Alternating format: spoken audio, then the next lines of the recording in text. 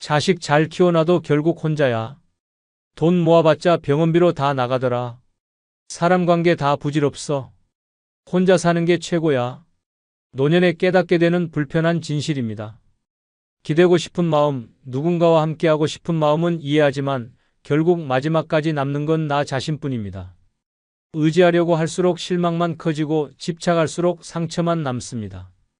이제는 남이 아니라 나를 위해 살아야 합니다. 이번 영상에서는 행복한 노년을 위해 준비할 5가지를 알아보겠습니다. 구독, 좋아요 눌러주시면 시작하겠습니다. 노년의 가장 현명한 준비 중 첫 번째는 혼자 사는 삶을 긍정적으로 받아들이는 것입니다. 혼자 살아야 한다는 현실을 부정하며 외로움을 두려워하면 결국 스스로를 갉아먹는 결과를 초래합니다. 자녀가 평생 곁을 지켜줄 거라는 착각, 누군가와 함께해야 안정적이라는 고정관념은 빨리 버리는 것이 좋습니다. 결국 인생은 혼자입니다. 기대고 싶은 마음이 들겠지만 기댈 곳이 없을 때 무너지는 것은 결국 자신입니다. 혼자가 된다는 것은 자유를 얻는 것입니다. 더 이상 누구에게도 맞출 필요 없이 원하는 방식으로 살아갈 수 있습니다. 늦잠을 자고 싶으면 자면 되고 먹고 싶은 음식을 마음껏 먹을 수도 있습니다. 배우자가 있으면 불편한 잔소리, 생활 패턴의 차이로 인한 스트레스가 쌓이지만 혼자라면 모든 것이 자유롭습니다. 오롯이 나만을 위한 삶을 살 수 있다는 사실을 받아들이고 즐기는 것이 중요합니다. 외롭다고 아무 관계나 붙잡고 있으면 그게 더 지옥입니다. 무의미한 인간관계를 유지하다 보면 이용당하거나 상처받기 마련입니다. 노후의 인간관계는 수가 아니라 질이 중요합니다. 가끔 연락하는 친구 한 명이 수십 명의 가짜 인간관계보다 낫습니다. 억지로 모임을 나가고 필요하지도 않은 대화를 이어가는 것보다 혼자의 시간을 즐기는 것이 훨씬 건강합니다. 혼자 있는 것이 외로운 것이 아니라 원하지 않는 관계를 유지하는 것이 진짜 외로운 삶입니다.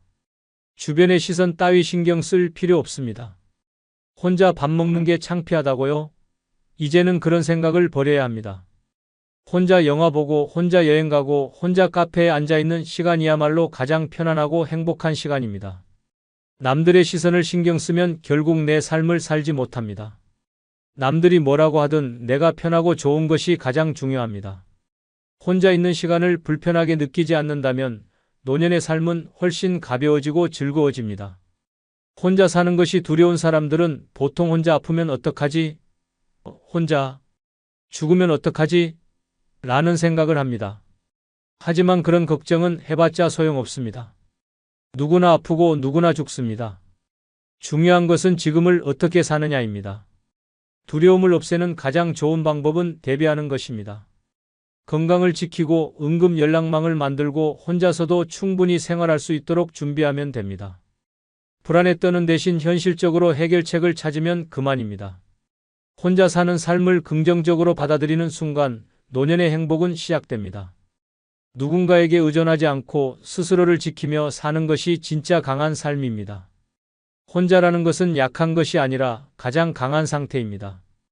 불필요한 기대와 미련을 버리고 스스로를 책임지는 삶을 살 때 노년은 자유롭고 평온해집니다. 이제는 홀로 서야 합니다. 그게 바로 노년을 살아가는 최선의 방법입니다. 72세 남성은 아내를 먼저 떠나보낸 후 깊은 우울감에 빠졌습니다. 젊었을 때는 혼자 사는 것이 두렵지 않았지만 막상 혼자가 되고 나니 공허함과 외로움이 밀려왔습니다. 자식들은 바쁘다는 이유로 자주 오지 않았고 친구들도 하나둘 세상을 떠나면서 만날 사람이 점점 줄어들었습니다. 처음에는 적막한 집이 감당되지 않아 TV만 보며 시간을 보내거나 의미 없는 인터넷 서핑으로 하루를 흘려보냈습니다. 그러던 어느 날 우연히 마주친 동네 선배가 말했습니다. 외로움을 피해 다니면 평생 외롭지만 받아들이면 혼자 있는 게 즐겁다. 이 말을 듣고 그는 삶의 방식을 바꾸기로 했습니다. 먼저 혼밥을 시작했습니다. 처음에는 어색했지만 점점 혼자서도 맛있는 음식을 즐길 줄 알게 되었습니다. 아침에는 가까운 공원으로 산책을 나갔고 여유롭게 커피를 마시며 책을 읽는 시간을 가지기 시작했습니다. 조금씩 변화를 받아들이니 혼자 사는 삶이 두렵지 않았습니다. 오히려 남 눈치 보지 않고 자유롭게 생활하는 것이 더 편하다는 걸 깨달았습니다. 그는 이제 외롭다고 느끼기보다 스스로를 위한 시간을 즐기고 있습니다. 혼자 사는 것이 고독이 아니라 진정한 자유라는 사실을 깨달은 순간부터 삶이 다시 행복해졌습니다. 두 번째는 미리 장래 준비를 해두는 것입니다. 죽음은 피할 수 없는 현실입니다. 누구나 죽지만 대부분의 사람들은 그 순간을 준비하지 않습니다.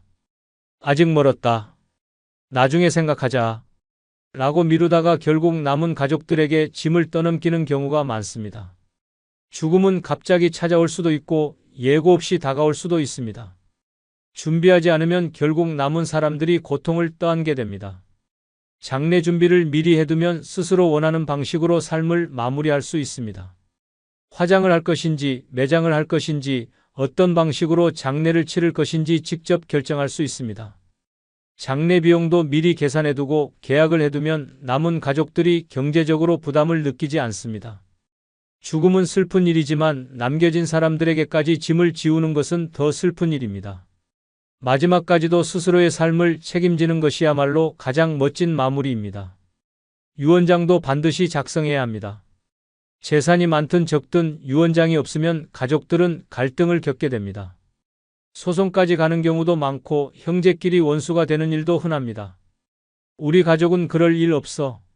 라고 장담하는 사람일수록 막상 일이 벌어지면 더 심각한 갈등을 겪습니다. 돈 앞에서는 피도 눈물도 없습니다. 미리 유언장을 작성해두면 내 뜻대로 재산을 정리할 수 있고 불필요한 다툼도 막을 수 있습니다. 연락할 사람, 처리해야 할 일, 원하는 장례 방식 등을 정리해 두는 것도 중요합니다. 갑작스럽게 세상을 떠났을 때 남은 사람들이 우왕좌왕하지 않도록 누구에게 연락해야 하는지, 어떤 방식으로 진행해야 하는지 문서로 남겨두는 것이 좋습니다. 내가 죽으면 이렇게 해달라. 는 말을 남긴다 해도 정작 중요한 순간에는 아무도 기억하지 못합니다. 직접 적어두고 믿을 수 있는 사람에게 전달해 두어야 합니다.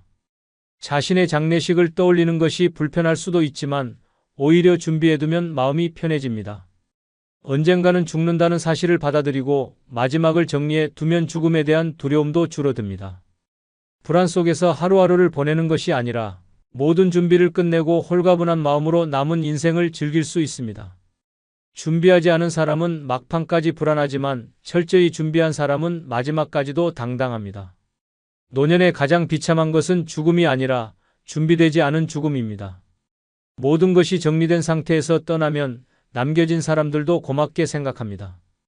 반대로 아무런 준비 없이 떠나면 남은 사람들은 혼란과 고통 속에 빠지게 됩니다. 마지막까지도 스스로를 책임지는 것이야말로 진정한 독립입니다. 죽음은 끝이 아니라 마지막까지 잘 살아내는 과정입니다. 어느 78세 남성이 생전에 철저하게 자신의 장례를 준비했던 사례가 있습니다. 그는 자녀들에게 부담을 주지 않기 위해 미리 장례식장을 예약하고 화장 절차까지 결정해 두었습니다. 유언장도 직접 작성하여 변호사에게 맡겼으며 자신이 사망한 후 연락해야 할 사람들의 목록까지 정리해 두었습니다. 또한 남은 재산의 분배 방법을 명확히 정해 형제들 간의 갈등을 미리 차단했습니다. 그가 세상을 떠났을 때 가족들은 슬픔 속에서도 혼란 없이 장례를 진행할 수 있었습니다. 비용 문제로 다투는 일도 없었고 유산 문제로 얼굴을 붉힐 일도 없었습니다. 자녀들은 아버지가 마지막까지 모든 걸 정리해 주셔서 감사하다. 라고 말하며 존경심을 표했습니다. 반면 아무런 준비 없이 떠난 친구는 가족들이 장례비 마련에 허덕이고 재산 문제로 법적 분쟁까지 겪었습니다. 장례 준비는 죽음을 앞당기는 것이 아니라 남은 삶을 더 가볍고 자유롭게 만들어줍니다. 스스로 마지막을 정리했던 이 노인은 준비된 죽음이 얼마나 중요한지 보여준 좋은 사례입니다. 죽음을 두려워할 것이 아니라 마지막까지 책임지는 것이 진정한 노년의 품격입니다. 세 번째는 스스로를 위한 작은 사치를 허용하는 것입니다. 평생 가족을 위해 헌신하고 자식을 위해 희생하며 살아왔다면 이제는 나를 위해 살아야 합니다. 돈을 쓸 때마다 아까워하며 움켜쥐다가 결국 아무것도 못 누려보고 떠나는 사람들이 많습니다. 정작 본인은 평생 아끼고 모으기만 하다가 남은 재산은 자식들이 가져가 흥청망청 써버리는 경우도 허다합니다. 그렇게 살다가 후회하지 않으려면 지금부터라도 나를 위해 쓰는 법을 배워야 합니다. 작은 사치는 낭비가 아니라 행복을 위한 투자입니다. 비싼 해외여행을 가라는 것이 아닙니다. 매일 먹던 싸구려 커피 대신 좋은 원두를 사서 마셔보는 것, 늘 아끼던 옷 대신 조금 더 좋은 옷을 입어보는 것, 가끔은 혼자서 근사한 레스토랑에서 밥을 먹는 것, 이런 사소한 것들이 삶의 질을 바꿉니다. 오로지 생존만을 위해 사는 것이 아니라 살아가는 즐거움을 찾아야 합니다. 돈을 아껴야 한다. 라는 강박관념을 버려야 합니다. 물론 노후를 대비해 일정한 돈을 남겨두는 것은 중요합니다. 하지만 무조건 아끼고 안 쓰다 보면 결국 그 돈은 남의 것이 됩니다. 병원비로 나가거나 상속 문제로 가족끼리 싸우는 원인이 되기도 합니다. 내가 번 돈은 내가 제대로 쓰고 떠나는 것이 가장 현명한 선택입니다. 나를 위해 쓰지 못하고 쌓아둔 돈은 결국 의미가 없습니다. 가끔은 이 정도는 써도 돼. 라고 스스로에게 말해줘야 합니다. 남 눈치 보며 평생 절약만 하다가 정작 즐길 줄도 모르고 떠나는 인생은 너무 허무합니다. 값비싼 취미를 가질 필요는 없지만 책을 사고 좋은 음식을 먹고 가고 싶은 곳을 가는 것 정도는 충분히 누려야 합니다. 노년의 가장 큰 낭비는 돈을 쓰지 못한 채 후회 속에서 보내는 시간입니다. 어떤 사람들은 자식에게 남겨줘야 한다.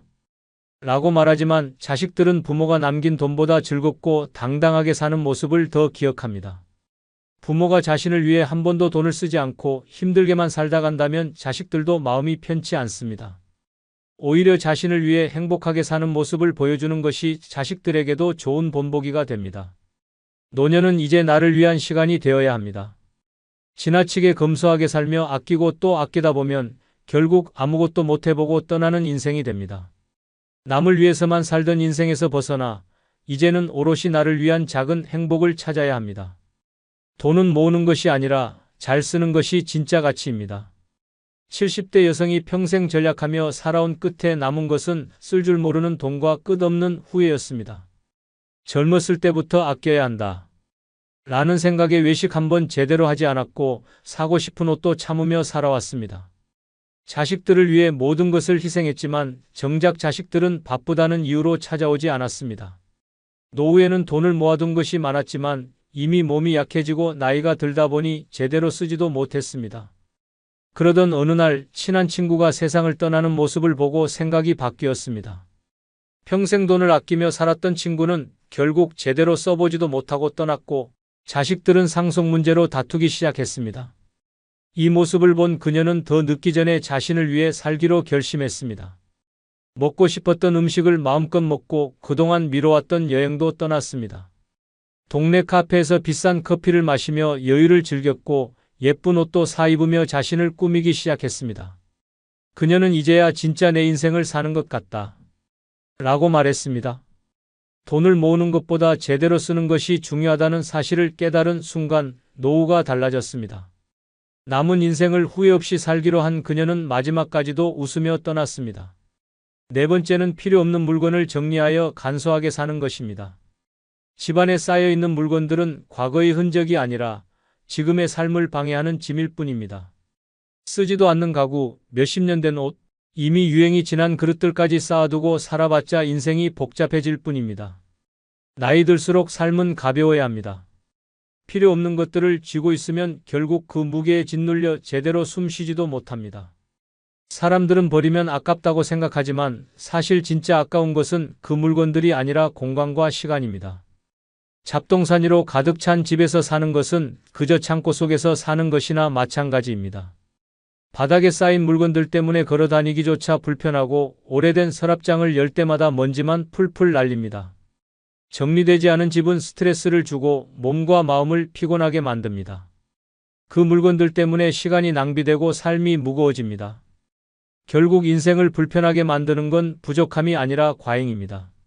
언젠가 쓸지도 몰라서라고 생각하며 쌓아둔 물건들은 결국 평생 쓰지 않습니다.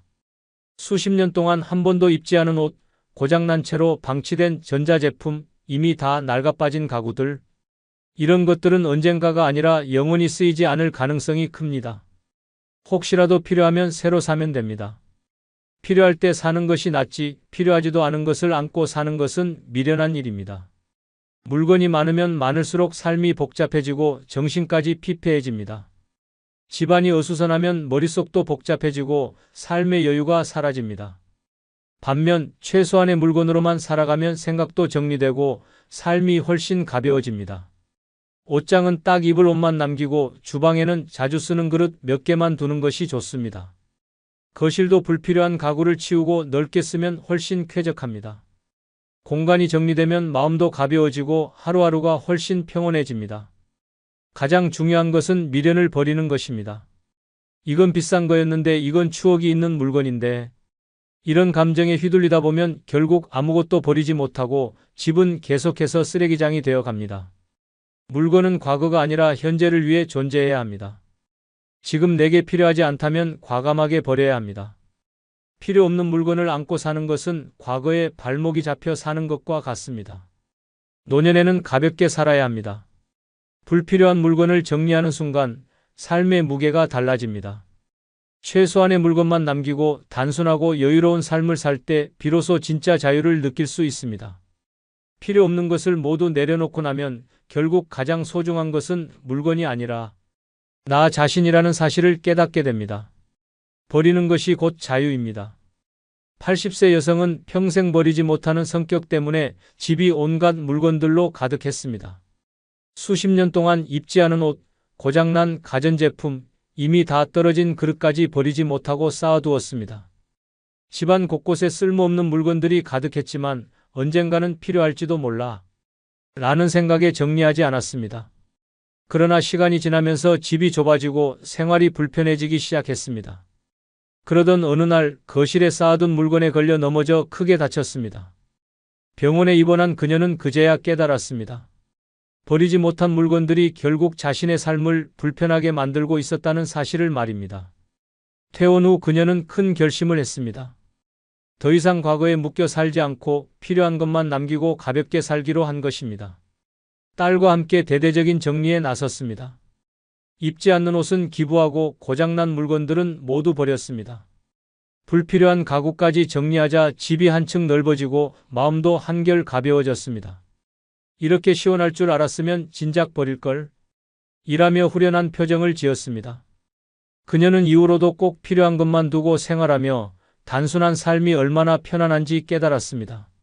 물건이 많다고 풍요로운 것이 아니라 필요한 것만 남겨야 진짜 자유로워진다는 것을 직접 경험했습니다. 5번째는 작지만 확실한 행복을 찾는 연습을 하는 것입니다. 거창한 행복을 바라다가 평생을 허비하는 사람이 많습니다. 돈이 많아야 행복하다. 가족이 있어야 외롭지 않다. 여행을 다녀야 즐겁다.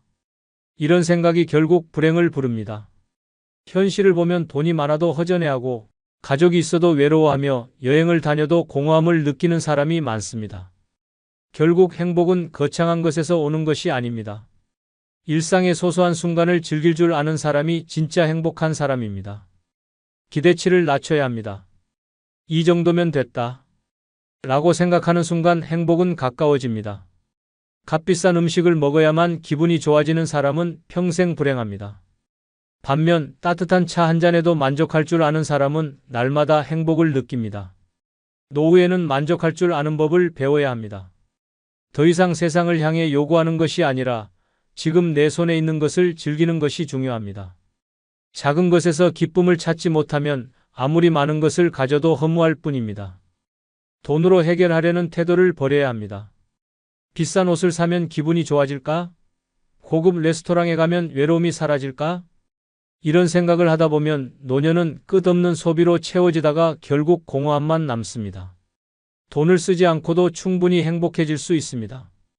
동네 공원을 산책하는 것, 좋아하는 음악을 들으며 차 한 잔을 마시는 것, 햇볕 좋은 날 따뜻한 이불 속에서 낮잠을 자는 것, 이런 것들이 진짜 행복입니다. 행복을 돈으로 살 수 있다는 착각에서 벗어나야 합니다. 타인과 비교하는 순간 불행이 시작됩니다. 저 사람은 자식이 자주 찾아오는데 나는 왜 이럴까? 저 사람은 해외여행을 다니는데 나는 왜 집에만 있을까?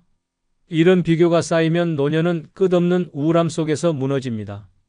남과 비교하지 않고 나만의 행복을 찾는 것이 중요합니다. 내가 좋아하는 것이 무엇인지, 나를 기쁘게 하는 것이 무엇인지 스스로 찾아야 합니다. 남들이 부러워하는 삶을 살기 위해 애쓰다 보면 결국 내 인생이 사라지고 맙니다. 감사하는 습관을 길러야 합니다.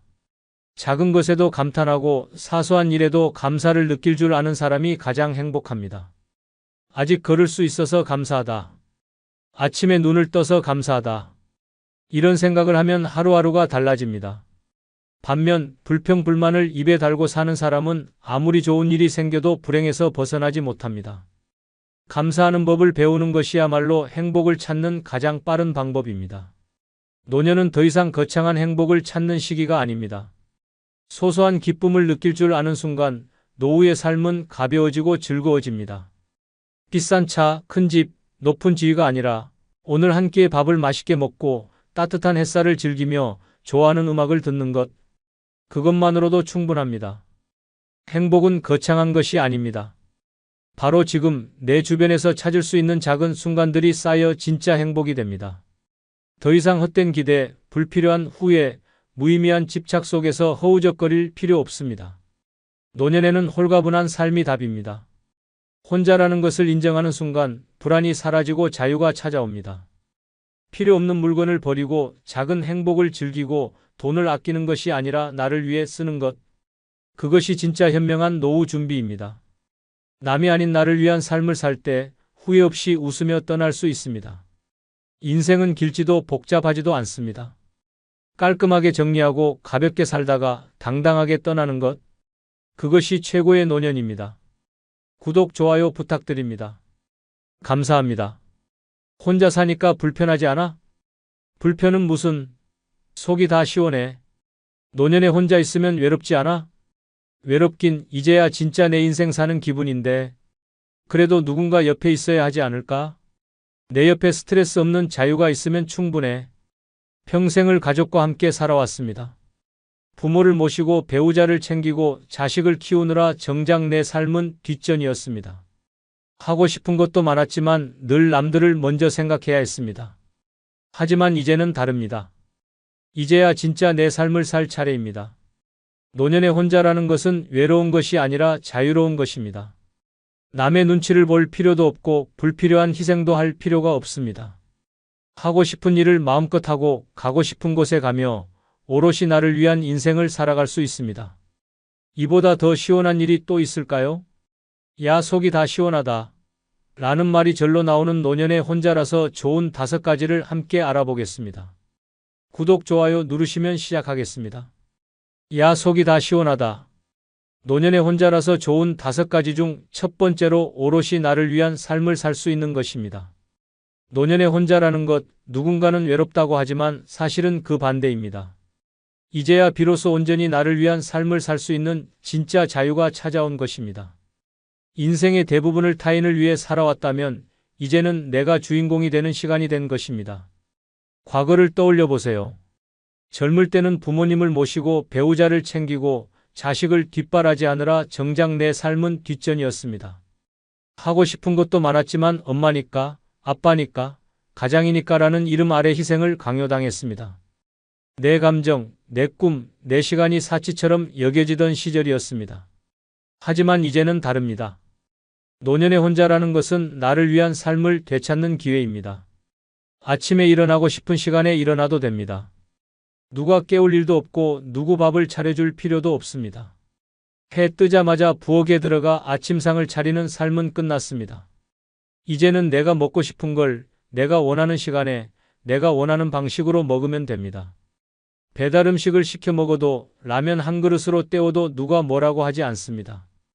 매 끼니를 정성스럽게 차려야 한다는 부담도 사라졌습니다. 오랜 세월 가족과 사회의 기대에 맞춰 살아왔다면 이제는 그 굴레에서 완전히 벗어날 때입니다. 화장도 하지 않은 얼굴로 마트에 가도 되고 밤늦게까지 유튜브를 봐도 되고 새벽에 갑자기 음악을 틀고 혼자 춤을 춰도 됩니다. 내가 원하면 그대로 하면 됩니다. 누구의 허락도 필요 없습니다. 돈 쓰는 것도 마찬가지입니다. 젊을 때는 한 푼이라도 아껴야 했고 가족을 위해 희생해야 했습니다. 하지만 이제는 그럴 필요 없습니다. 내 돈은 온전히 나를 위해 쓰면 됩니다. 가고 싶은 곳이 있으면 떠나고 갖고 싶은 것이 있으면 삽니다. 평생 남을 위해 쓰던 돈, 이제는 내가 행복해지는 데 투자할 차례입니다. 또한 인간관계에서도 해방입니다. 더 이상 불편한 관계를 억지로 유지할 필요가 없습니다.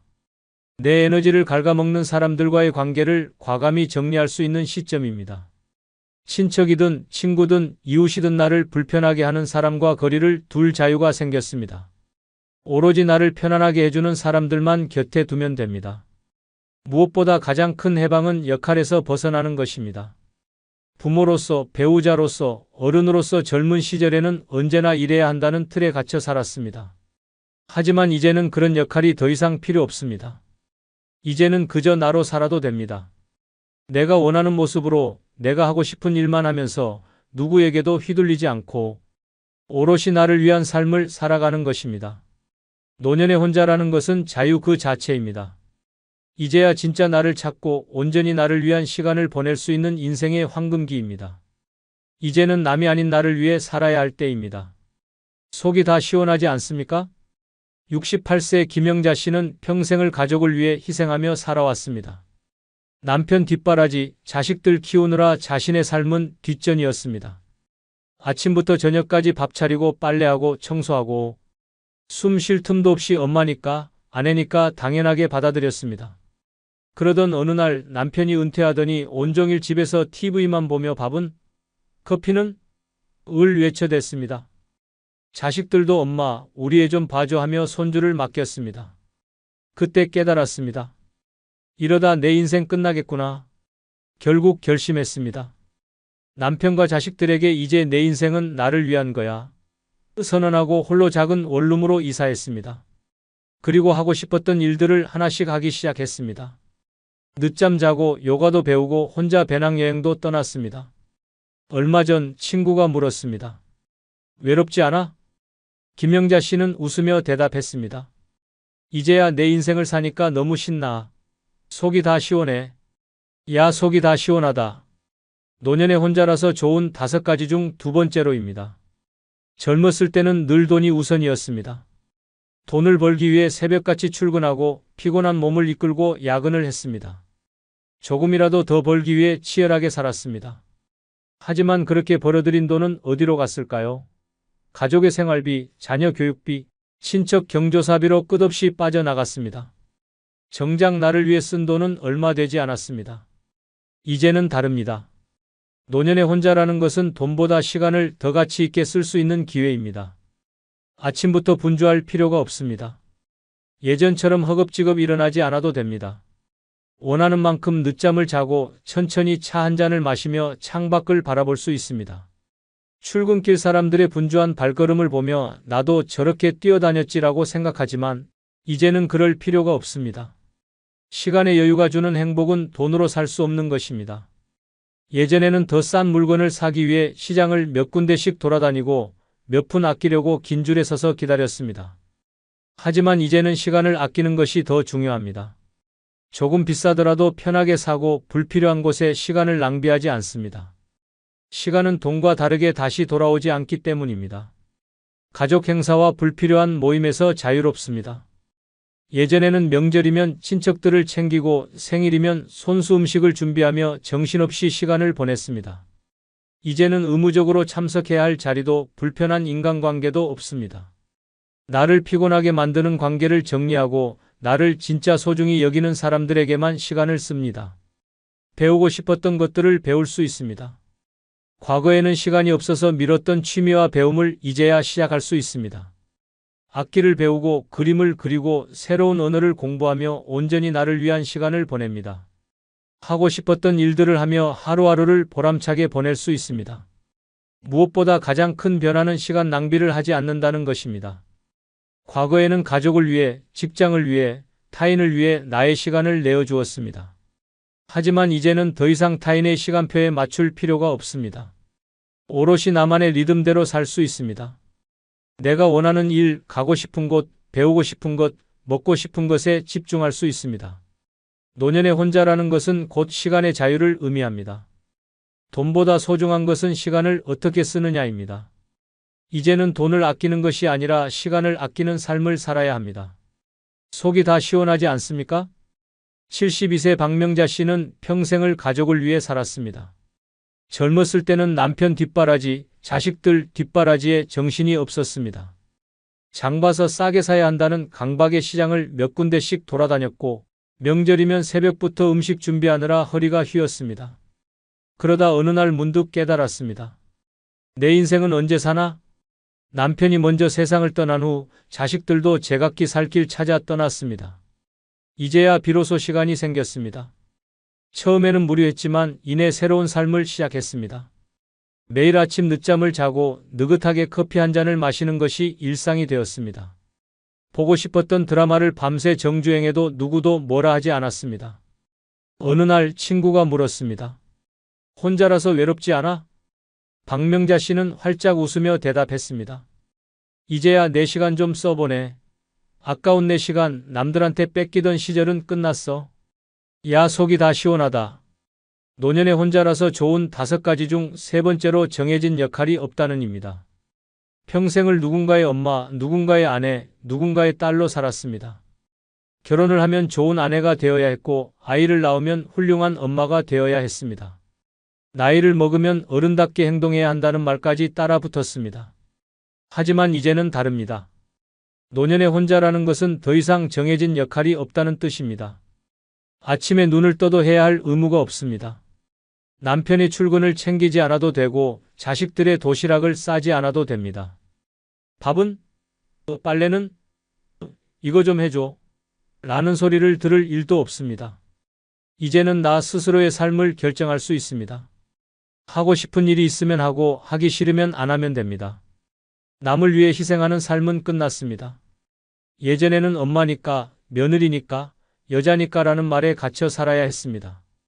며느리는 명절마다 시댁에 가서 음식 준비를 해야 하고 엄마는 늘 가족을 위해 희생해야 한다는 압박이 있었습니다.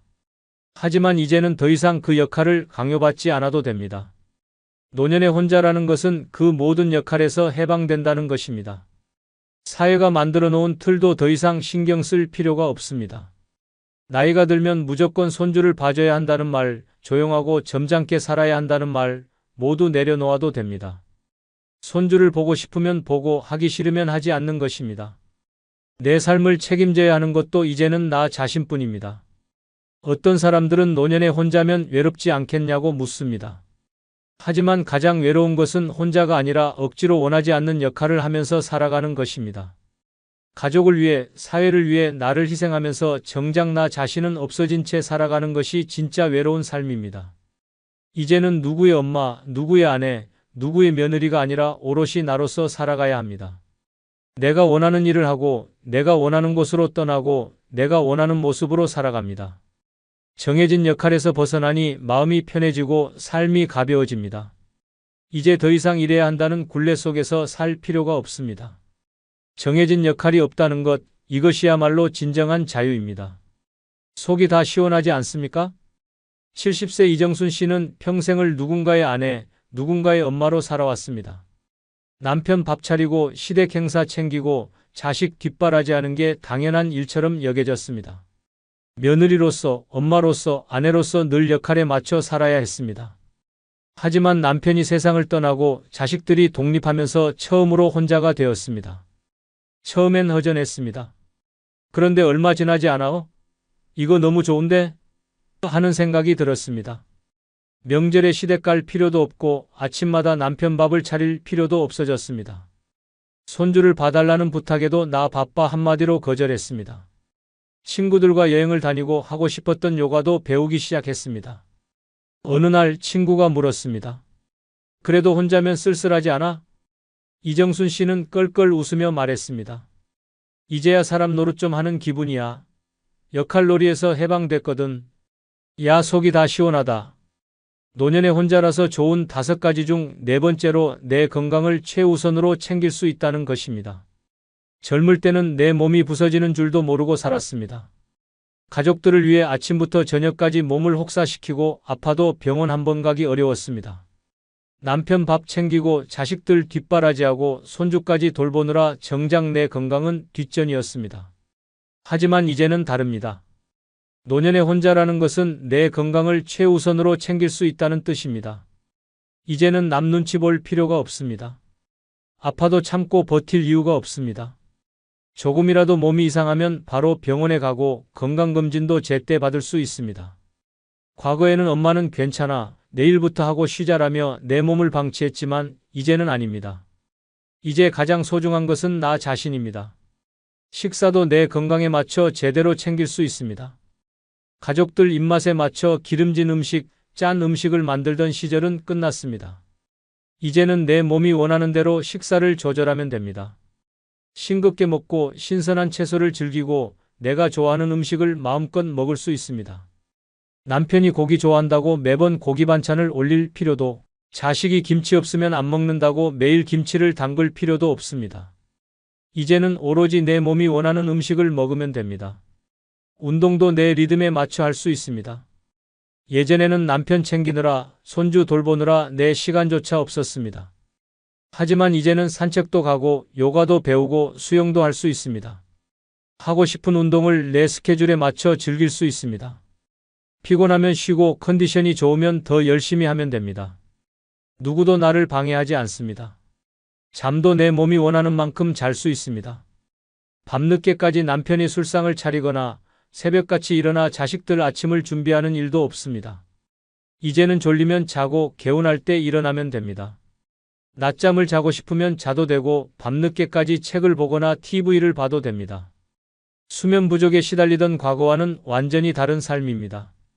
병원도 마음대로 갈 수 있습니다. 젊을 때는 가족들 병원부터 챙기느라 정작 내 건강은 뒷전이었습니다. 남편 병원 모시고 다니느라, 자식들 감기 걱정하느라 나는 늘 마지막 순서였습니다. 하지만 이제는 아닙니다. 몸이 조금이라도 이상하면 바로 병원에 가고 내 몸을 가장 먼저 챙깁니다. 건강검진도 미루지 않고 받고 약도 제때 챙겨 먹습니다. 이제 내 몸을 돌보는 것이 최우선입니다. 누구를 위해서가 아니라 오로지 나 자신을 위해서 건강을 지키는 삶입니다. 노년의 혼자라는 것은 내 몸을 더 소중히 여기고 더 건강하게 살 기회를 얻는 것입니다. 속이 다 시원하지 않습니까? 71세 김순자 씨는 평생 가족들 챙기느라 자기 몸 하나 제대로 돌보지 못하고 살았다. 남편이 허리 아프다 하면 한의원부터 찾아 나섰고 자식이 감기 기운 있다 하면 약을 먼저 챙겨줬다. 그런데 정작 본인이 아플 때는 엄마는 원래 튼튼해 한마디로 넘어갔다. 그러던 어느 날 계단을 오르다 갑자기 다리가 후들거렸다. 병원에 가보니 의사가 한숨을 쉬며 말했다. 혈압도 높고 관절도 안 좋고 이제는 본인 건강부터 챙겨야 해요. 그제야 깨달았다. 내 몸 망가지면 아무도 대신 살아주지 않잖아? 그날 이후 남 신경 끄고 오로지 자기 건강에 집중하기로 결심했다. 새벽마다 공원에서 걷고 먹고 싶은 건강식도 제대로 챙겨 먹었다. 얼마 전 자식이 엄마 손주 좀 봐줘 하자 단호하게 말했다. 엄마는 운동 가야 돼. 내 건강이 먼저야. 친구들이 물었다. 그래도 혼자 있으면 외롭지 않아? 김순자 씨는 웃으며 말했다. 이제야 내 몸 좀 챙기니까 너무 속이 다 시원해. 야, 속이 다 시원하다. 노년의 혼자라서 좋은 5가지 중 5번째로 나만의 루틴을 만들고 실천할 수 있다는 것입니다. 평생 남들에게 맞춰 살았습니다. 가족들의 스케줄에 내 하루가 휘둘리고 집안일과 손주 돌봄에 내 시간이 사라졌습니다. 나만의 시간표라는 건 꿈도 못 꿨습니다. 하지만 이제는 다릅니다. 노년의 혼자라는 것은 온전히 나만의 루틴을 만들고 실천할 수 있다는 것입니다. 이제는 아침에 억지로 일어날 필요가 없습니다. 남편 출근, 자식 도시락 챙기느라 새벽같이 일어나야 했던 시절은 끝났습니다. 이제는 내가 원하는 시간에 일어나면 됩니다. 아침에 일찍 일어나 상쾌하게 산책을 해도 좋고 조금 더 자고 싶으면 늦잠을 자도 됩니다. 누구도 눈치를 주지 않습니다. 하루 일정도 내 마음대로 정할 수 있습니다.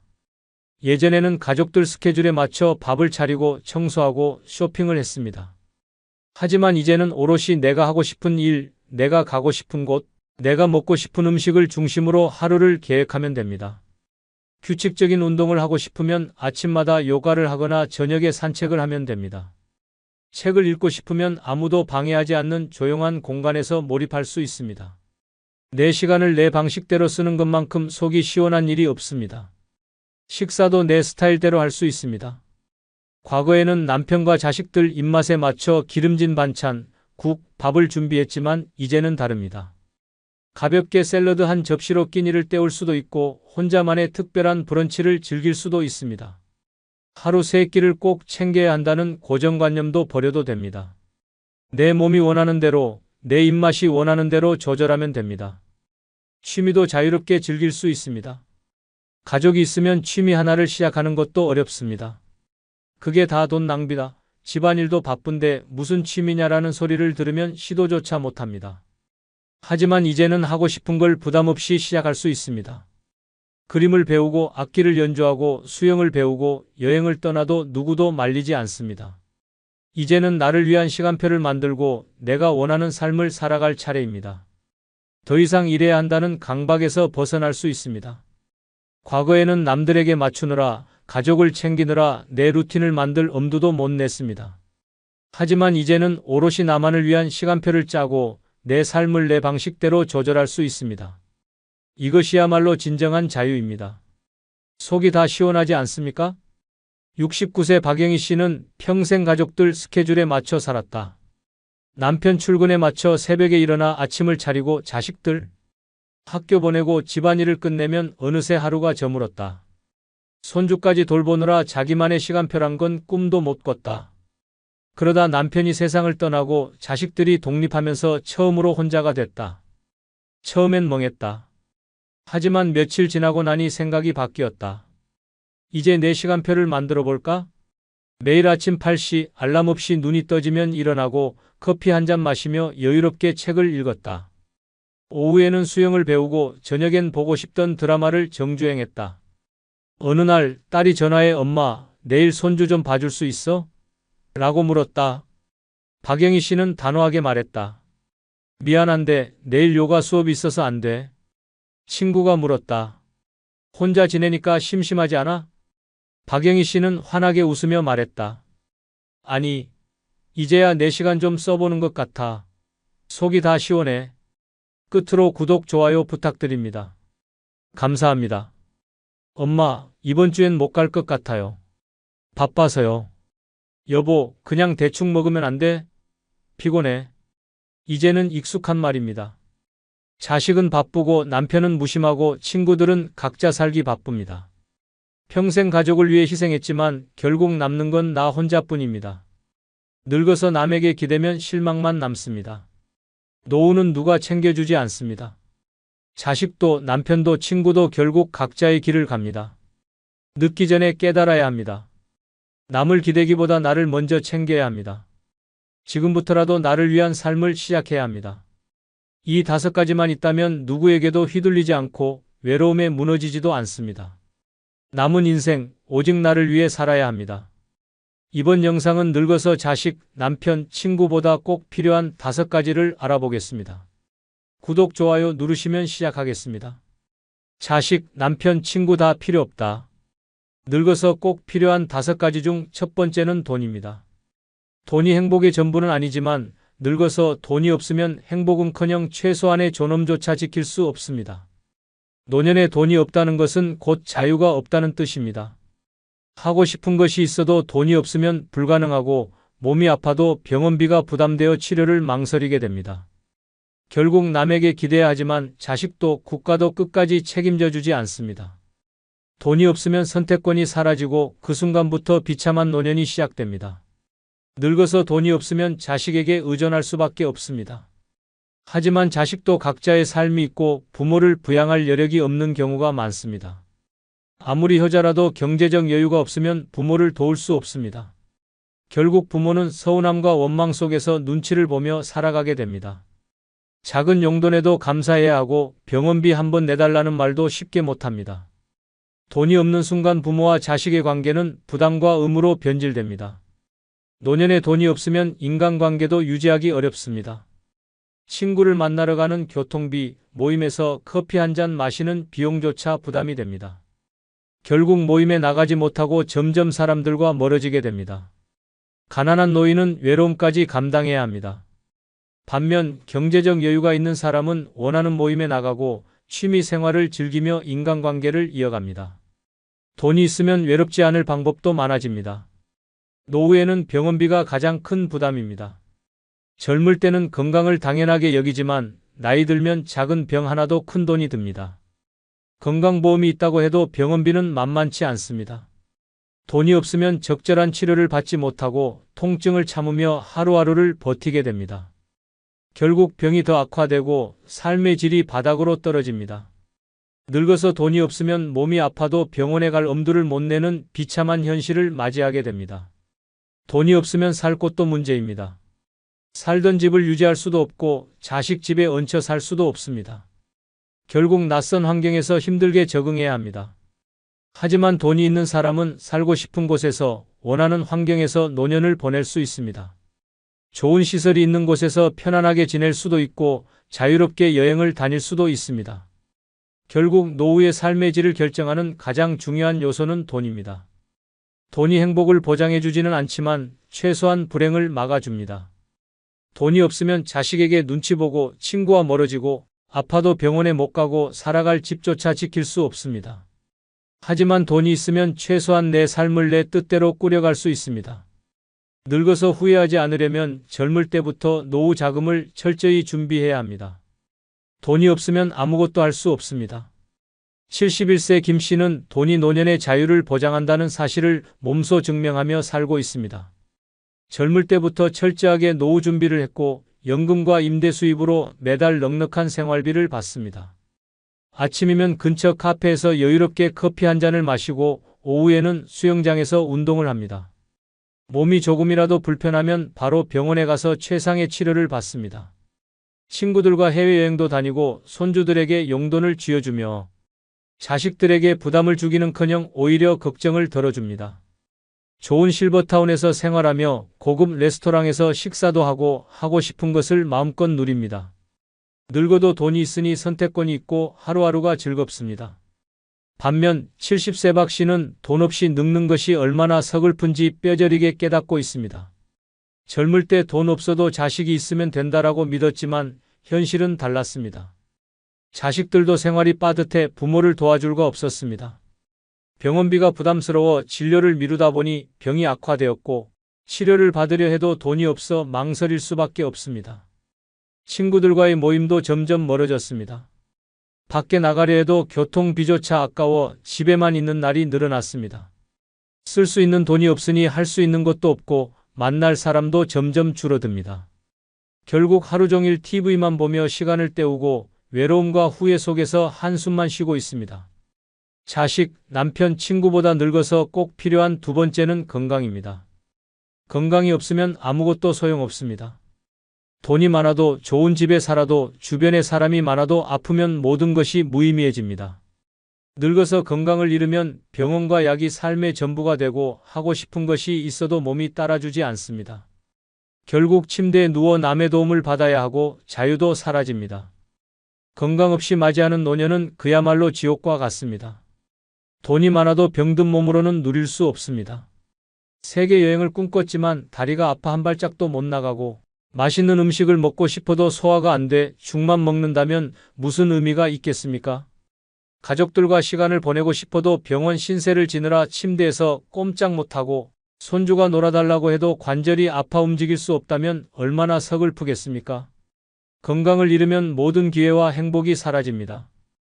건강을 잃으면 돈도 무용지물입니다.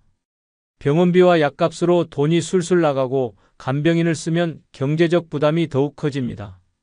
노후를 편히 살려고 모아둔 돈이 치료비로 사라지는 순간 돈이 많아도 무슨 소용이겠습니까?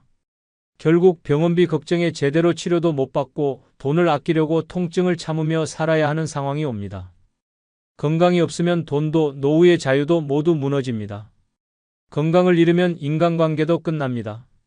처음에는 가족과 친구들이 챙겨주지만 시간이 지나면 부담스러워합니다. 자식도 처음엔 걱정하지만 결국 본인 생활이 바쁘고 힘들어지면 부모를 돌보는 것이 짐이 됩니다. 친구들과 만나 수다를 떨고 싶어도 몸이 아파 움직일 수 없으면 혼자 고립될 수밖에 없습니다. 건강이 없으면 결국 외로움과 고통 속에서 살아가야 합니다. 건강이 없으면 인생이 통째로 무너집니다.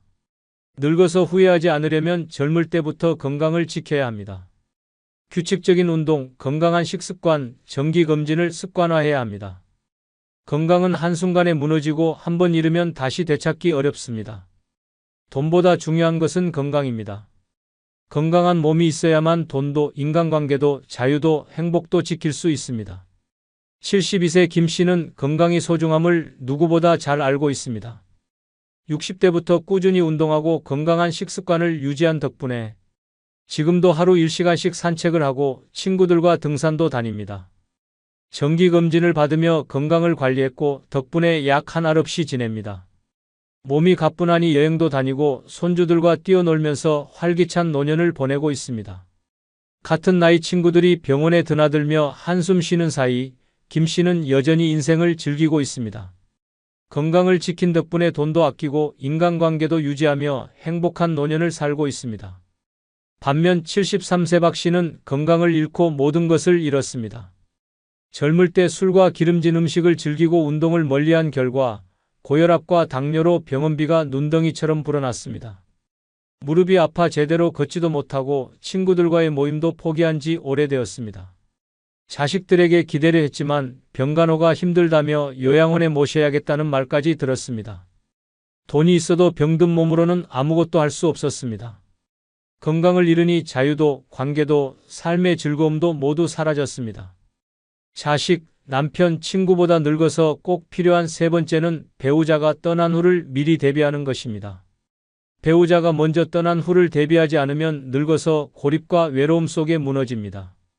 평생 함께할 것 같았던 사람이 먼저 떠나고 나면 혼자가 된 현실이 남겨집니다. 배우자가 있을 때는 당연하게 생각했던 일상이 모두 사라지고 집안은 적막해집니다.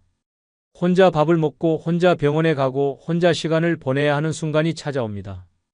준비 없이 맞이하면 이 외로움은 감당하기 어려운 고통이 됩니다. 배우자가 떠난 후 경제적으로 무너지면 더 비참해집니다. 상대가 관리하던 재정이 어떤 상태인지 모르면 혼자 남겨졌을 때 생활이 흔들립니다.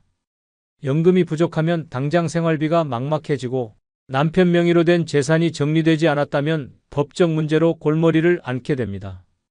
배우자가 있을 때는 몰랐던 현실적인 문제들이 한꺼번에 쏟아지며 삶이 무너집니다. 미리 준비하지 않으면 경제적 불안 속에서 불안과 후회 속에 늙어갈 수밖에 없습니다. 관계 단절도 큰 문제입니다. 배우자와만 지내다 보면 다른 인간관계를 소홀히 하게 되고 배우자가 떠난 후에는 마땅히 의지할 곳이 없습니다. 친구를 만나러 나가는 것도 어색해지고 사회적 관계가 단절되면서 혼자 있는 시간이 늘어납니다. 외로움이 깊어지고 결국 우울증과 무기력 속에 갇히게 됩니다. 배우자가 떠난 후에도 건강한 인간관계를 유지하려면 미리부터 관계를 넓히고 혼자서도 즐길 수 있는 취미를 가져야 합니다. 건강 문제도 간과할 수 없습니다. 배우자가 있을 때는 아플 때 챙겨주는 사람이 있지만 혼자 남으면 모든 걸 스스로 해결해야 합니다. 갑자기 쓰러져도 도와줄 사람이 없고 아파도 병원 갈 엄두가 나지 않습니다. 건강을 지키기 위한 운동과 생활 습관을 미리 준비하지 않으면 병원비 걱정과 간병의 두려움 속에서 불안한 노년을 맞이하게 됩니다. 배우자가 먼저 떠나는 것은 피할 수 없는 현실입니다. 그 순간이 찾아왔을 때 무너지지 않으려면 미리 준비해야 합니다. 경제적 자립, 건강관리, 인간관계 확장, 그리고 혼자서도 잘 지낼 수 있는 마음가짐이 필수입니다. 배우자가 사라진 후에도 당당하게 살아가려면 지금부터 대비해야 합니다. 혼자가 되는 순간 후회도 늦습니다. 70세 김 씨는 남편이 먼저 세상을 떠난 후에도 당당하게 살아가고 있습니다. 남편과 함께 있을 때부터 재정을 직접 관리했고 친구들과의 모임도 꾸준히 이어갔습니다. 혼자 남겨졌을 때를 대비해 취미를 만들고 건강을 지키기 위해 운동도 꾸준히 했습니다. 덕분에 남편이 떠난 후에도 경제적 걱정 없이 인간관계도 유지하며 안정적인 노년을 보내고 있습니다. 여행도 다니고 새로운 것에 도전하며 외로움 대신 자유를 즐기고 있습니다. 배우자가 없어도 충분히 행복하게 살 수 있다는 걸 직접 보여주고 있습니다. 반면 73세 박 씨는 남편이 떠난 후 모든 것이 무너졌습니다. 평생 남편에게 의존해 살았고 재정도 남편이 관리했기 때문에 혼자가 되자 생활이 막막해졌습니다. 사람들과 어울리기보다 남편과만 지냈던 터라 친구도 없었습니다. 외출할 이유가 없어지면서 점점 우울해졌고 병원 갈 때조차 의지할 곳이 없었습니다. 결국 집에서 혼자 보내는 시간이 길어졌고 외로움과 후회 속에서 무기력하게 살아가고 있습니다. 미리 준비하지 않은 대가는 혹독했습니다. 자식, 남편, 친구보다 늙어서 꼭 필요한 네 번째는 취미입니다. 늙으면 자식도 남편도 친구도 다 소용없습니다. 결국 나를 지켜줄 것은 오직 나 자신뿐입니다. 사람들은 떠나고 몸은 예전 같지 않으며 혼자가 되는 날은 반드시 옵니다. 그때 가장 무서운 것은 적막과 무료함입니다. 심심하고 할 일이 없으면 인생이 무너집니다. 그 허무함이 사람을 병들게 하고 외로움이 깊어질수록 노년은 지옥이 됩니다. 그렇다면 이 지옥에서 벗어나는 방법은 무엇일까요? 답은 간단합니다. 취미가 있어야 합니다. 취미는 단순한 시간 때우기가 아닙니다. 취미는 삶을 다시 살아갈 이유를 만들어줍니다. 내일이 기대되지 않으면 오늘이 고통일 뿐입니다. 하지만 좋아하는 무언가가 있으면 아침에 눈을 뜨는 것이 설렙니다. 노년에 취미가 없으면 하루하루가 지루한 고통의 연속입니다. TV만 보다가 시간 보내고 멍하니 창밖만 바라보다가 하루가 끝납니다. 자식들은 바쁘고 친구들은 하나둘씩 떠나고 결국 혼자가 됩니다. 하지만 취미가 있으면 다릅니다. 꽃을 가꾸고 그림을 그리고 악기를 연주하고 책을 읽고 운동을 하면 혼자 있어도 전혀 외롭지 않습니다. 취미는 돈보다 값진 자산입니다. 노후가 행복한 사람들의 공통점은 취미가 있다는 것입니다. 취미는 단순한 놀이가 아닙니다. 삶을 채우는 힘입니다. 취미를 가지면 하루가 짧습니다. 심심할 틈이 없고 무엇을 하든 재미있습니다. 좋아하는 것을 하면서 성취감을 느끼고 치매도 예방되며 새로운 것을 배우면서 젊음을 유지할 수 있습니다. 남편이 없어도 자식이 찾아오지 않아도 친구가 하나도 없어도 괜찮습니다. 오히려 홀로 즐길 수 있는 취미가 있으면 자유롭습니다. 누구에게 의존하지 않고도 온전히 나를 위한 시간을 가질 수 있습니다. 늙어서 필요한 것은 사람이 아닙니다. 스스로를 즐겁게 만들 수 있는 취미입니다. 지금이라도 늦지 않았습니다. 노후가 불행하지 않으려면 취미부터 만들어야 합니다. 그냥 시간을 보내는 것이 아니라 진짜 즐길 수 있는 무언가를 찾아야 합니다. 남을 위한 삶이 아니라 나를 위한 삶을 살아야 합니다. 취미가 없는 노년은 버텨야 하는 시간이지만 취미가 있는 노년은 매일이 즐거운 축제가 됩니다. 70세 김영순 할머니는 남편과 사별하고 자식들도 독립하면서 혼자가 되었습니다. 처음에는 자유로운 것이 좋았지만 시간이 지나자 하루 종일 할 일이 없어서 우울해졌습니다. TV를 틀어도 재미가 없고 친구들을 만나도 이야기할 것이 없었습니다. 그렇게 무료한 나날을 보내다 보니 몸까지 여기저기 쑤시고 아팠습니다. 어느 날 우연히 유튜브에서 색연필로 그림을 그리는 영상을 보게 되었습니다. 어릴 때 그림을 좋아했던 기억이 떠올랐고 그날로 색연필과 스케치북을 사왔습니다. 처음에는 서툴렀지만 하루하루 그림을 그리면서 점점 실력이 늘었습니다. 꽃, 풍경, 동물을 그리며 몰입하다 보니 시간 가는 줄 몰랐습니다. 그림을 그리면서 우울함도 사라졌습니다. 완성된 그림을 보며 뿌듯함을 느꼈고 SNS에 올리면서 사람들과 소통하는 재미도 알게 되었습니다. 취미 하나가 생기자 하루가 짧아졌고 아침에 눈 뜨는 것이 설레기까지 했습니다. 자식들이 연락이 뜸해도 외롭지 않았고 친구들과 만나도 할 이야기가 넘쳐났습니다. 자식, 남편, 친구보다 늙어서 꼭 필요한 다섯 번째는 이기심입니다. 늙어서 가장 필요한 것은 이기심입니다.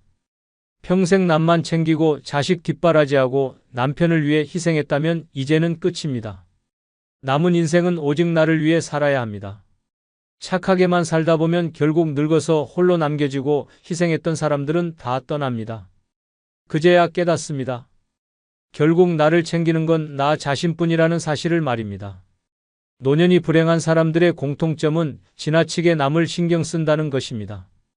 자식이 연락을 안 하면 서운하고 남편이 무심하면 외롭고 친구가 소원해지면 섭섭합니다. 하지만 그들은 내가 그렇게까지 신경 쓰는지조차 모릅니다. 왜냐하면 각자 바쁘고 자기 인생을 사느라 정신이 없기 때문입니다.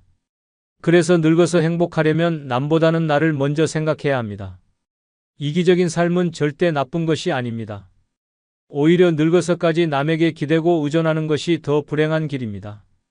자식들이 명절에 오든 말든 친구가 연락하든 말든 신경 쓰지 말아야 합니다. 그 시간에 내가 좋아하는 것을 하고 먹고 싶은 것을 먹으며 가고 싶은 곳을 가야 합니다. 남이 아닌 나에게 맞춰야 합니다. 노년에 이기적이지 않으면 어떻게 될까요? 자식이 찾지 않으면 우울해지고 남편이 무관심하면 쓸쓸해지고 친구가 멀어지면 상처받습니다. 하지만 이기적인 사람은 다릅니다. 남이 없어도 상관없습니다. 혼자서도 잘 지내고 스스로를 즐겁게 만들 줄 압니다. 남의 기분보다 내 기분이 중요하고 남의 일정보다 내 일정이 먼저입니다. 이제는 나를 먼저 챙겨야 합니다. 평생 가족을 위해 희생했다면 이제 그 빚을 돌려받아야 합니다. 눈치 보지 말고 사고 싶은 것 사고, 가고 싶은 곳 가고, 하고 싶은 것을 해야 합니다. 자식 뒷바라지는 끝났고 남편 걱정도 끝났습니다. 이제는 오직 나만을 위한 시간입니다. 늙어서까지 남의 눈치를 보면 결국 나만 손해입니다. 이기적인 사람만이 노년에 자유롭습니다. 나를 먼저 생각하는 순간 진짜 행복이 찾아옵니다. 65세 이정숙 씨는 평생 남편과 자식들을 위해 살았습니다. 남편은 무뚝뚝했고 자식들은 크자마자 자기들 살기 바빴습니다. 명절에 겨우 얼굴 한번 보고 전화 한 통 없는 날이 더 많았습니다. 그래도 가족이니까 이해해야 한다고 생각했지만 문득 이런 생각이 들었습니다. 나는 도대체 누구를 위해 살고 있는 걸까? 그날부터 이정숙 씨는 달라졌습니다. 자식들에게 먼저 연락하는 걸 멈췄고 남편의 식사도 챙기지 않았습니다. 대신 그동안 해보고 싶었던 것들을 시작했습니다. 요가를 배우고 카페에서 커피를 마시고 혼자 여행을 떠났습니다. 처음엔 남편이 투덜거렸지만 이제는 신경 쓰지 않았습니다. 남편이 뭐라 하든 자식들이 바쁘든 상관없었습니다. 시간이 지나자 놀라운 변화가 생겼습니다. 자식들이 오히려 먼저 연락하기 시작했고 남편도 밥 한 끼 같이 먹자고 했습니다. 하지만 이제는 그들에게 맞추지 않았습니다. 내가 바쁘니까 다음에 보자라는 말이 입에 붙었습니다. 그렇게 살다 보니 속이 후련했고 혼자 있는 시간이 더 즐거웠습니다. 이제 이정숙 씨는 남편도 자식도 친구도 필요 없습니다. 오직 자신을 위해 살기로 했습니다. 그제야 비로소 진짜 행복이 찾아왔습니다. 끝으로 구독, 좋아요 부탁드립니다. 항상 건강하시고 행복하시길 기원합니다. 감사합니다. 어느 날 갑자기 쓰러지는 사람들의 공통점이 있습니다. 몸이 이미 수년 전부터 경고를 보내고 있었지만 이를 무시했다는 것입니다. 죽음은 예고 없이 찾아오는 것이 아닙니다. 몸은 분명히 신호를 보내지만 우리는 이를 단순한 피로나 노화로 착각하며 넘겨버립니다. 하지만 이 신호를 무시하면 3년 후에는 되돌릴 수 없는 상황을 맞이할 수도 있습니다. 지금 당신의 몸이 보내는 경고를 알아차려야 합니다. 이것은 단순한 증상이 아니라 다가오는 죽음의 발소리일 수도 있습니다. 이번 영상은 죽기 3년 전에 몸이 내게 보내는 이상신호 5가지에 대해 알아보겠습니다. 구독, 좋아요 누르시면 시작하겠습니다. 죽기 3년 전에 몸이 나에게 보내는 이상신호 5가지 중 첫 번째는 손에 힘이 빠진다면 심장마비까지 3년 남았다 는 신호입니다. 손에 힘이 빠지는 순간 당신의 심장은 마지막 경고를 보내고 있습니다. 단순한 피로라고 넘긴다면 심장은 조용히 멈출 준비를 하고 있을지도 모릅니다. 심장마비는 어느 날 갑자기 찾아오는 것이 아닙니다. 몸은 미리 신호를 보내고 있지만 대부분 이를 무시하고 지나갑니다. 하지만 손에 힘이 빠지는 증상은 심장이 보낼 수 있는 가장 강력한 경고 중 하나입니다. 심장은 온몸에 혈액을 공급하는 엔진과 같습니다. 하지만 이 엔진이 약해지면 가장 먼저 말단 신체 부위부터 이상이 생깁니다. 손과 손가락은 혈액순환의 끝자락에 위치해 있기 때문에 심장이 제 기능을 하지 못하면 산소와 영양 공급이 제대로 이루어지지 않습니다. 그 결과 손에 힘이 빠지고 물건을 잡기도 어려워집니다. 단순한 근력 저하가 아니라 심장이 점점 멈춰가고 있다는 신호입니다. 특히 아침에 손이 유독 무겁고 힘이 빠지는 느낌이 든다면 더욱 위험합니다. 밤사이 심장이 제대로 기능하지 못하면서 혈액순환이 원활하지 못했기 때문입니다. 단순히 피곤해서 그렇다고 생각하고 넘긴다면 어느 순간 갑자기 심장마비가 찾아올 수도 있습니다. 심장마비는 미리 예고 없이 오는 것이 아니라 작은 신호들이 쌓여서 결국 치명적인 순간을 맞이하는 것입니다. 손에 힘이 빠지는 것과 함께 팔이 저리거나 가슴이 답답한 증상이 동반된다면 이미 심장은 한계에 도달하고 있다는 뜻입니다.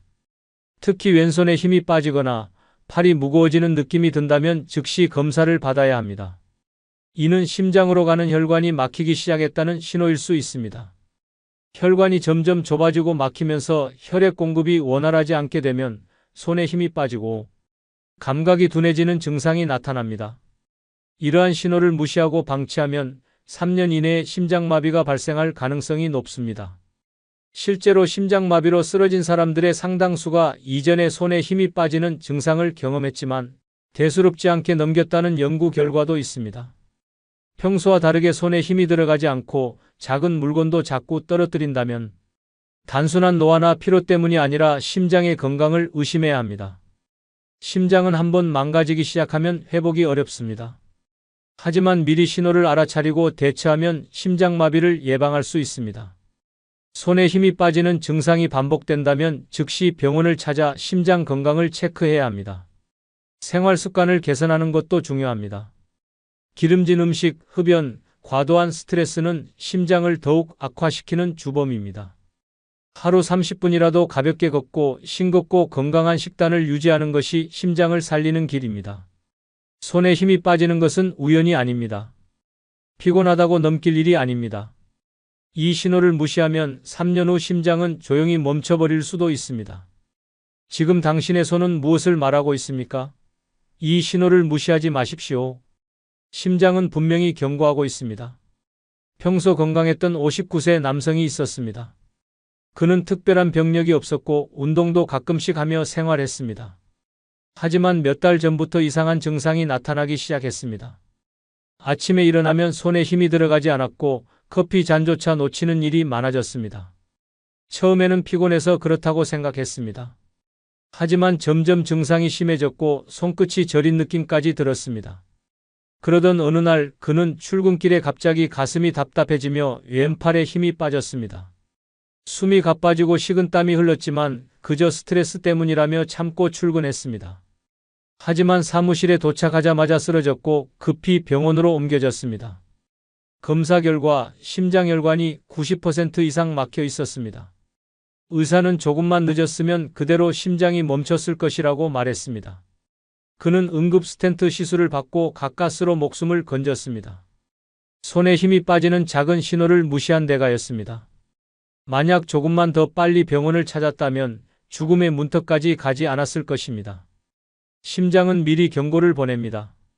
이 신호를 무시하는 순간 돌이킬 수 없는 일이 벌어집니다. 죽기 3년 전에 몸이 나에게 보내는 이상신호 5가지 중 두 번째는 자꾸 넘어진다면 뇌에서 보내는 마지막 경고입니다. 자꾸 넘어진다면 단순한 실수가 아닙니다. 뇌가 마지막 경고를 보내고 있는 것입니다. 사람은 균형을 잡고 걷는 것이 당연합니다. 하지만 이유 없이 자주 넘어지고 비틀거린다면 이는 뇌가 망가지고 있다는 신호일 수 있습니다. 뇌는 우리 몸의 모든 움직임을 조절합니다. 하지만 뇌혈관이 막히거나 뇌 기능이 저하되면 신체 균형을 잡는 능력이 급격히 떨어집니다. 처음에는 계단에서 발을 헛디디거나 걸을 때 휘청거리는 정도로 시작됩니다. 하지만 시간이 지날수록 평평한 길에서도 갑자기 넘어지거나 몸을 가누기 어려워집니다. 이는 뇌졸중이나 신경계 질환이 다가오고 있다는 신호일 가능성이 큽니다. 특히 한쪽 방향으로만 자꾸 넘어진다면 더욱 위험합니다. 뇌의 특정 부위가 손상되면서 몸의 한쪽이 약해지고 있다는 뜻입니다. 많은 사람들이 단순한 노화나 피로로 넘기지만 이는 뇌혈관이 막히고 있다는 심각한 신호일 수 있습니다. 심지어 뇌졸중이 오기 몇 년 전부터 이러한 증상이 나타나는 경우도 많습니다. 넘어질 때마다 순간적인 어지럼증이 동반된다면 더 이상 지체할 시간이 없습니다. 뇌연료 공급이 원활하지 않으면 뇌세포가 점점 죽어가면서 몸의 균형을 잃게 됩니다. 가끔 넘어진다고 대수롭지 않게 생각하면 안 됩니다. 뇌는 작은 신호를 통해 미리 위험을 경고합니다. 이를 무시하면 어느 날 갑자기 쓰러져 의식을 잃을 수도 있습니다. 실제로 뇌졸중을 겪은 환자들의 상당수가 넘어지는 일이 잦아졌지만 대수롭지 않게 생각했다고 말합니다. 하지만 그 순간이 뇌에서 보내는 마지막 경고였던 것입니다. 뇌혈관이 70% 이상 막히기 전까지는 큰 증상이 나타나지 않지만 균형 감각이 무너지는 것은 이미 뇌가 한계에 도달했다는 뜻입니다. 넘어지는 증상이 반복된다면 즉시 병원을 찾아야 합니다. 뇌 MRI와 혈관 검사를 통해 혈류 상태를 확인하는 것이 중요합니다. 또한 생활 습관 개선이 필수적입니다. 기름진 음식과 과도한 음주는 뇌혈관을 막는 주범입니다. 꾸준한 운동과 식이 조절을 통해 뇌 건강을 지켜야 합니다. 넘어지는 것이 단순한 실수라고 생각하면 안 됩니다. 이는 뇌가 보내는 마지막 경고일 수 있습니다. 이 신호를 무시하면 결국 뇌졸중이나 심각한 신경계 질환으로 이어질 수 있습니다. 몸이 보내는 작은 신호에 귀를 기울이십시오. 지금이 마지막 기회일지도 모릅니다. 70세의 한 남성이 있었습니다. 그는 특별한 질병 없이 건강하게 생활하고 있었습니다. 하지만 몇 달 전부터 이상한 일이 벌어졌습니다. 길을 걷다가 자꾸 비틀거리고 평소에는 아무렇지 않던 계단에서 발이 헛디뎌 넘어지는 일이 많아졌습니다. 처음에는 나이가 들어서 그렇다고 생각하고 대수롭지 않게 넘겼습니다. 그러던 어느 날 집 앞에서 갑자기 중심을 잃고 그대로 쓰러졌습니다. 팔과 다리에 힘이 빠지고 잠시 동안 말을 하지 못했습니다. 급히 병원으로 옮겨졌고 검사 결과는 충격적이었습니다. 그의 뇌혈관은 이미 80% 이상 막혀 있었고 의사는 이제 뇌졸중이 터지는 건 시간 문제라고 말했습니다. 다행히 빠르게 치료를 받아 목숨을 건졌지만 그는 후회했습니다. 몇 달 전부터 뇌는 분명히 경고를 보내고 있었습니다. 하지만 이를 무시했고 결국 쓰러질 뻔한 상황까지 갔습니다. 넘어지는 것은 우연이 아닙니다. 뇌가 보내는 마지막 경고입니다.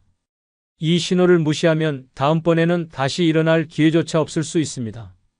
죽기 3년 전에 몸이 나에게 보내는 이상신호 5가지 중 3번째는 기억이 깜빡깜빡, 치매가 아니라면 더 무서운 병일 수도 있다는 신호입니다.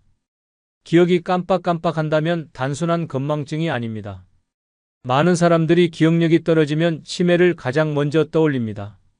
하지만 치매보다 더 무서운 병이 숨어 있을 수도 있습니다. 이는 뇌졸중, 뇌혈관 질환, 심지어간 질환의 초기 증상일 가능성이 높습니다. 뇌는 신체의 모든 기능을 조절하는 기관입니다. 그런데 뇌혈관이 막히기 시작하면 혈액 공급이 원활하지 않아 뇌세포가 서서히 죽어갑니다. 그 결과 기억력 저하, 집중력 감소, 말이 꼬이는 증상이 나타납니다. 이런 증상은 단순한 노화로 치부되기 쉽지만 사실 뇌가 보내는 마지막 경고일 수 있습니다. 특히 최근에 일을 자주 잊어버리거나 물건을 어디에 두었는지 기억이 나지 않는다면 뇌연료 장애를 의심해야 합니다.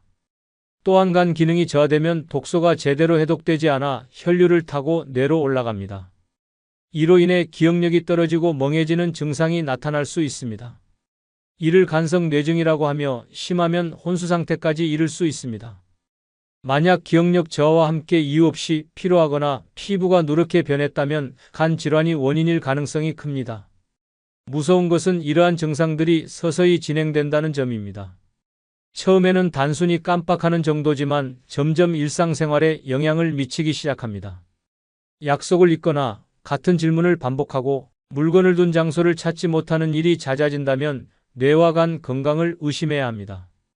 특히 한 번도 겪어보지 않은 극심한 피로감이 동반된다면 위험 신호일 수 있습니다. 이런 증상을 방치하면 뇌혈관이 완전히 막혀 뇌졸중으로 이어질 수 있습니다. 심하면 한쪽 마비나 언어장애가 발생하며 회복이 어려운 경우도 많습니다. 또한 간 기능이 악화되면 독소가 뇌를 망가뜨려 결국 치명적인 상태에 이를 수도 있습니다. 단순한 기억력 저하로 넘겼다가 돌이킬 수 없는 상황이 되는 것입니다. 기억력이 떨어지는 것은 자연스러운 노화의 일부일 수도 있습니다. 하지만 최근 들어 깜빡하는 일이 부쩍 많아졌다면 절대 가볍게 넘겨서는 안 됩니다. 정밀 검사를 통해 뇌혈관 상태와 간 기능을 점검하는 것이 중요합니다. 또한 평소 식습관을 개선하고 규칙적인 운동을 하는 것이 뇌 건강을 지키는 데 필수적입니다. 기억력이 떨어지는 것은 단순한 건망증이 아닙니다. 뇌와 간이 망가지고 있다는 위험 신호일 수 있습니다. 이 신호를 무시하면 어느 순간 더 이상 기억할 수 없는 날이 올지도 모릅니다. 지금 당신의 뇌는 어떤 메시지를 보내고 있습니까? 이 경고를 외면하면 미래는 예상보다 훨씬 더 빨리 무너질 수도 있습니다. 68세의 한 남성이 있었습니다. 그는 최근 들어 자꾸 깜빡하는 일이 많아졌습니다. 지갑을 어디에 뒀는지 기억이 나지 않았고 약속 시간을 헷갈리는 일이 잦아졌습니다. 처음에는 나이가 들어서 그렇다고 생각했습니다. 하지만 점점 심해졌습니다. 며칠 전 먹은 음식을 기억하지 못했고 같은 질문을 반복했습니다. 그러던 어느 날 그는 운전 중 신호를 놓쳤고 순간 방향을 잃었습니다. 가까스로 사고는 피했지만 이상함을 느껴 병원을 찾았습니다. 검사 결과 그의 뇌혈관은 75% 이상 막혀 있었습니다. 의사는 이 상태를 방치하면 몇 년 안에 뇌졸중이 올 확률이 매우 높다고 경고했습니다. 그는 즉시 치료를 시작했고 생활 습관을 바꾸었습니다. 만약 단순한 건망증이라며 넘겼다면 그는 어느 날 갑자기 쓰러졌을지도 모릅니다. 기억이 깜빡이는 것은 단순한 노화가 아닙니다. 뇌가 보내는 마지막 경고입니다. 이 신호를 무시하면 다음 순간은 존재하지 않을 수도 있습니다. 죽기 3년 전에 몸이 나에게 보내는 이상신호 5가지 중 4번째는 잠잘 때 다리가 저리다면 혈관이 막히고 있다는 증거입니다. 잠을 자려고 누웠는데 다리가 저리고 불편하다면 단순한 피로가 아닙니다. 혈관이 막히고 있다는 신호일 수 있습니다. 많은 사람들이 다리 저림을 가볍게 여기지만 이는 몸이 보내는 마지막 경고일 수도 있습니다. 만약 이 신호를 무시한다면 몇 년 안에 심각한 혈관 질환이나 심장마비로 이어질 가능성이 높습니다. 혈관은 온몸에 혈액을 공급하는 생명의 통로입니다. 하지만 혈관이 좁아지거나 막히기 시작하면 다리로 가는 혈액순환이 원활하지 않아 저림, 수심, 통증이 발생합니다. 특히 밤에 다리가 저린다면 더욱 위험합니다. 낮 동안에는 움직이면서 혈액이 순환되지만 밤에는 혈류가 느려지면서 혈관이 막힌 부분이 더 두드러지기 때문입니다. 단순한 다리 저림과 혈관 문제로 인한 다리 저림은 차이가 있습니다. 만약 잠잘 때 유독 다리가 저리고 쥐가 자주 난다면 이는 혈액순환 장애 때문일 가능성이 큽니다. 특히 다리를 심장보다 높이 올렸을 때 증상이 심해진다면 말초혈관이 막히고 있다는 강력한 신호입니다. 이를 방치하면 말초동맥질환, 심장병, 심지어 뇌졸중으로까지 이어질 수 있습니다. 더 무서운 것은 다리 저림이 심혈관 질환의 초기 증상일 수 있다는 점입니다. 다리로 가는 혈관이 막혔다면 결국 심장과 뇌로 가는 혈관도 막히게 됩니다. 실제로 다리 저림을 호소하던 많은 사람들이 몇 년 안에 심장마비나 뇌졸중으로 쓰러졌습니다. 이런 증상이 나타나면 즉시 병원을 찾아야 합니다. 단순한 피로 때문이라고 넘기지 말고 혈관 상태를 정밀 검사해야 합니다. 동맥경화가 진행되고 있는지, 혈관이 얼마나 막혀 있는지를 확인하는 것이 중요합니다. 특히 고혈압, 당뇨, 고지혈증이 있다면 더욱 주의해야 합니다. 생활 습관 개선도 필수적입니다. 기름진 음식, 흡연, 과음은 혈관을 막는 주범입니다. 식습관을 개선하고 꾸준한 운동을 해야 합니다. 매일 30분 이상 걷기만 해도 혈액순환이 좋아지고 혈관 건강을 지킬 수 있습니다. 잠잘 때 다리가 저리는 것은 몸이 보내는 마지막 경고일 수 있습니다. 이 신호를 무시하면 어느 날 갑자기 다리뿐만 아니라 심장과 뇌까지 무너질 수 있습니다. 혈관이 막히고 있다는 증거를 더 이상 외면하지 마십시오. 지금이 바로 당신의 생명을 지킬 마지막 기회일지도 모릅니다.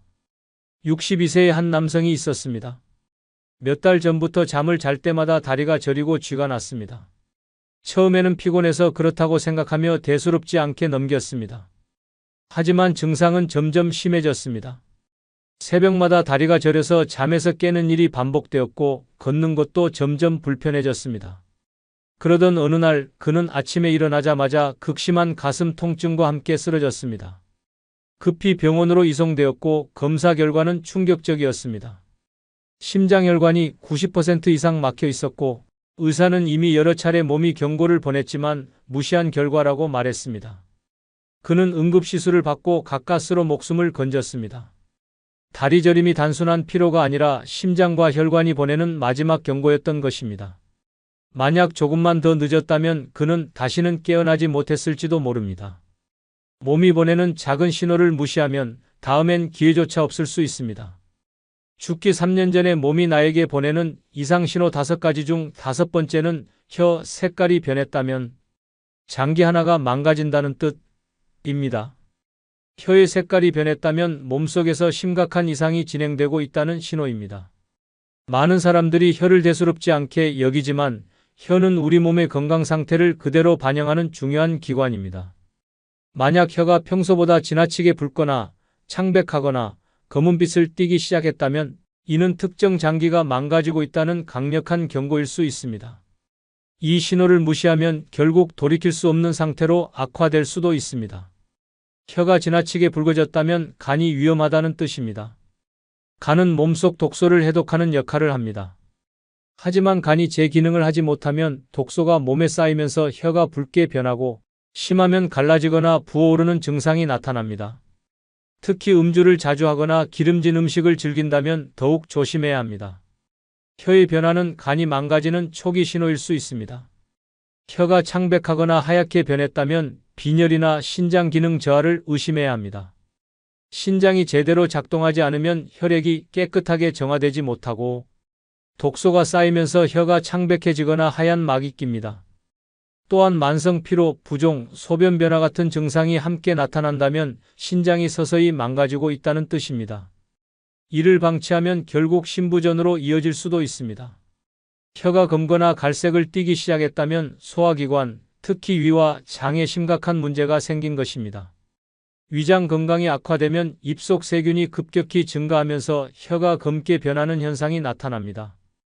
특히 속쓰림, 잦은 소화불량, 구취가 심해졌다면 위암이나 장 질환을 의심해야 합니다. 단순한 위염이 아니라면 시간이 지나면서 악성 질환으로 발전할 위험이 있습니다. 혀 색깔의 변화는 단순한 일시적인 증상이 아닙니다.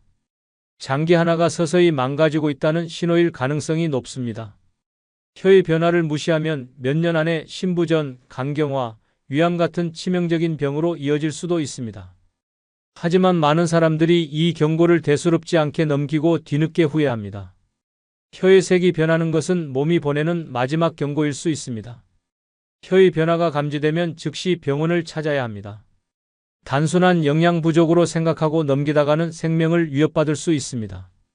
또한 생활 습관을 개선하는 것도 필수적입니다. 기름진 음식, 과음, 흡연은 간과 신장, 위장을 망가뜨리는 주범입니다. 충분한 수분 섭취와 건강한 식단을 유지하면 혀의 색깔뿐만 아니라 몸 전체의 건강을 지킬 수 있습니다. 혀는 거짓말을 하지 않습니다. 혀가 보내는 신호를 무시하면 결국 몸 전체가 망가지게 됩니다. 지금 당신의 혀는 어떤 색깔을 띠고 있습니까? 이 작은 변화를 가볍게 넘기지 마십시오. 지금이 바로 당신의 건강을 지킬 마지막 기회일지도 모릅니다. 64세의 한 남성이 있었습니다. 몇 달 전부터 혀가 붉게 변하고 갈라지는 증상이 나타났습니다. 처음에는 대수롭지 않게 넘겼습니다. 하지만 점점 입안이 건조해지고 혀의 통증까지 느껴졌습니다.